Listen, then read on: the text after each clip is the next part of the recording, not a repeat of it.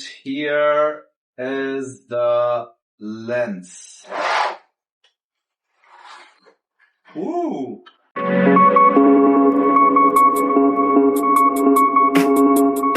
Hello everyone, welcome back to my channel Shikhar Sood. So today we are reviewing a Nikon Z50mm F1.4 lens for you guys. So let's take a look on this. So today I'm unboxing this for the first time as we have upgraded our lens from Nikon Z F4 24mm to 150mm to this 50mm 1.4. So guys, let's check it out how it goes. This is the first time unboxing. So let's see what we get in this. So we are getting some papers that we don't read, right? And we have the serial number, model number for registration. We can do that.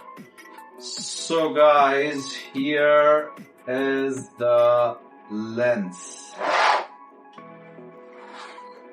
Ooh, wow.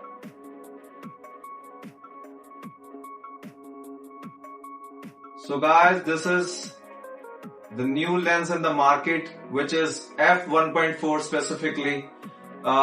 It's latest. Earlier we were considering 50mm F1.8, but this is F1.4, so let's check it out. Have a look on that. So guys, the best part is that what makes this lens special, like low light performance is there, and stunning performance like this. In this price, like we are getting like F1.4 50mm less price than 50mm F1.8, which makes this special, which makes this difference. So I really like this, and let's see how this perform. We have some pictures which we will show you right now. So here are some pictures from this lens, as you can see.